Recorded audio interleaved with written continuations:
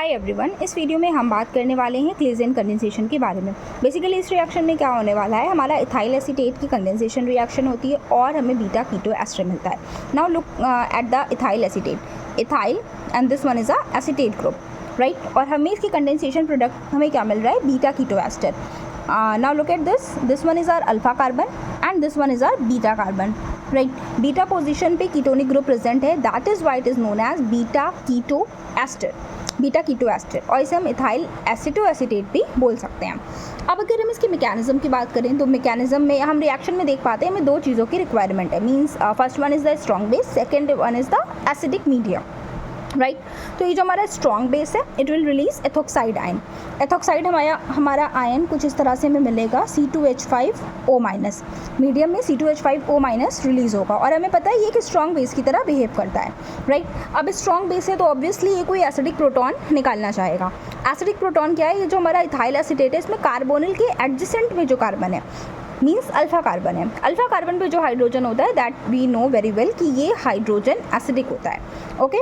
तो ये अटैक इसी हाइड्रोजन के लिए करने वाला है, H, बाकी हम CH2 एज इट इज़ लिखेंगे, COO एंड ET, राइट। अब इसका क्या काम है, it will attack on this hydrogen, ये इस हाइड्रोजन को एक्सट्रैक्ट करेगा, राइट। और हमें इस कार्बन पे मिल जाएगा निगेटिव चार्ज,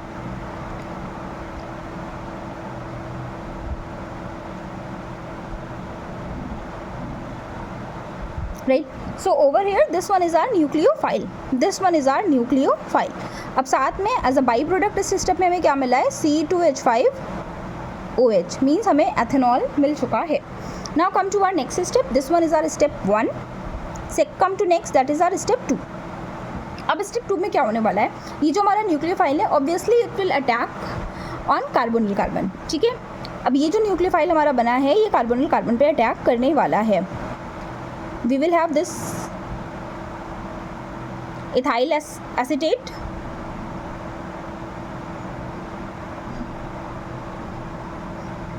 अब देखो इस पे क्योंकि निगेटिव चार्ज है तो ये as a good nucleophile behave करेगा और ये अटैक करेगा हमारे इस कार्बन पे, ठीक है। अब यही कंडेंसेशन की शुरुआत होती है, ठीक है। और ये इस तरह से इस दोनों मॉलिक्यूल आपस में जुड़ जाने वाले हैं। देन वी विल गेट, देखो अब ऑब्वियसली कार्बन को इससे इलेक्ट्रॉन लेने हैं तो ये पाई बॉन्ड वाले इलेक्ट्रॉन ऑक्सीजन को ट्रांसफ़र कर देगा, तो यहाँ पे हमारा कुछ ऑक्सोनियम आयन जैसी कंडीशन आ जाएगी, ऑलराइट।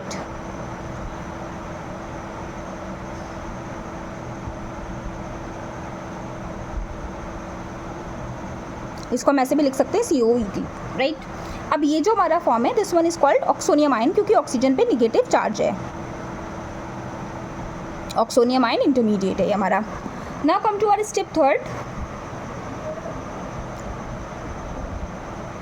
स्टेप 3rd में ये न्यूट्रलाइज होने की कोशिश करेगा, ये न्यूट्रलाइज होने की कोशिश करेगा। O is having negative charge, O it is over here. Next one is CH2 COO-ET। देखो आपको पता है ये जो OET it's a good leaving group, ठीक है। ये एक अच्छा लीविंग ग्रुप है क्योंकि ये अलग होकर के भी स्टेबलाइज रह सकता है। तो ये इलेक्ट्रॉन अपने ट्रांसफ़र करने वाला है कार्बन को और इस तरह से इसको कर देगा लीव। अब हमें क्या मिलने वाला है, we will get CH3 CO CH2 COO-ET, right. देखो ये एक तरह से हमारा बीटा कीटो एस्टर बन चुका है और साथ में एज अ बाई प्रोडक्ट निकल रहा है एथोक्साइड आयन, एथोक्साइड आयन। देखो ये हमारा बीटा कीटो एस्टर बन चुका है, this is as same as our product, but यहाँ पर हमारी रिएक्शन एंड नहीं होती। रीज़न क्या है, रीज़न है हमारा मीडियम में एथोक्साइड आयन प्रेजेंट है। एथोक्साइड आयन क्या करेगा, ये फिर से इस पर अटैक कर सकता है, ऑलराइट। ये फिर से इस पर अटैक कर सकता है और इसको मीडियम में रहने नहीं देगा। तो 4th स्टेप में क्या होने वाला है,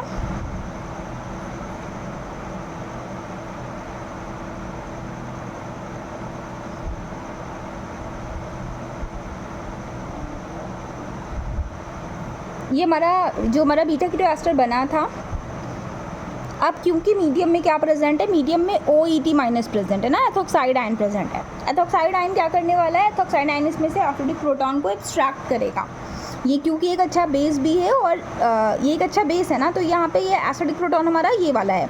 देखो इधर भी कार्बोनिल ग्रुप है, इधर भी कार्बोनिल ग्रुप है। दो कार्बोनिल ग्रुप के बीच में जो कार्बन होता है उस पर निगेटिव चार्ज बहुत स्टेबलाइज होता है। लुक एट दिस कार्बन, ये जो हाइड्रोजन है ना, these 2 hydrogens are very very acidic.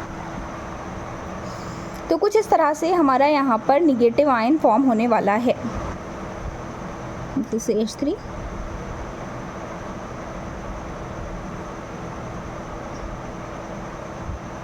ठीक है। अब ये जो निगेटिव चार्ज है ये रेजोनेट कर सकता है भाई, ये रेजोनेट कर सकता है, इसीलिए तो ये स्टेबल है क्योंकि इसका रेजोनेंस पॉसिबल है। ये इधर भी रेजोनेट करके इधर भी आ सकता है और ये इस कार्बन पे भी रेजोनेट करके जा सकता है। तो मीन्स यहाँ पे एक रेजोनेंस हाइब्रिड हमें मिल जाता है, यहाँ पर हमें एक रेजोनेंस हाइब्रिड मिल जाता है।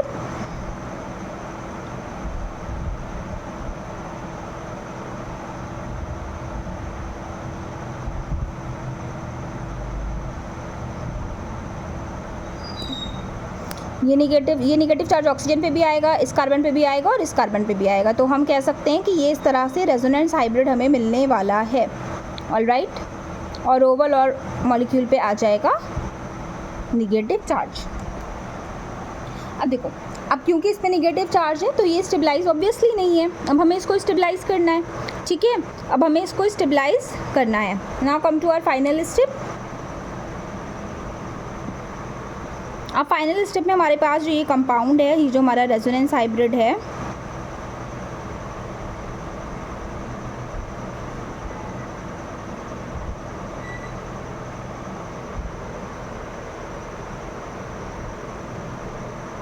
देखो इस पर पूरा निगेटिव चार्ज है। मीडियम में ऑब्वियसली Na+ है जो कि इसको स्टेबलाइज करेगा। निगेटिव चार्ज इधर भी आ रहा है, इधर भी आ रहा है, इधर भी आ रहा है, इलेक्ट्रॉन इधर भी आ रहा है, इन सब में रेजोनेट कर रहा है। अब अल्टीमेटली हम इसका जब एसिडिक वर्कअप करा देंगे, लेट्स से एसिटिक एसिड, हमारे पास मीडियम में हम एसिटिक एसिड ले सकते हैं फॉर दिस प्रोसेस, और हमें अब इस स्टेप पे मिलता है बीटा कीटो एस्टर जो कि स्टेबलाइज होगा।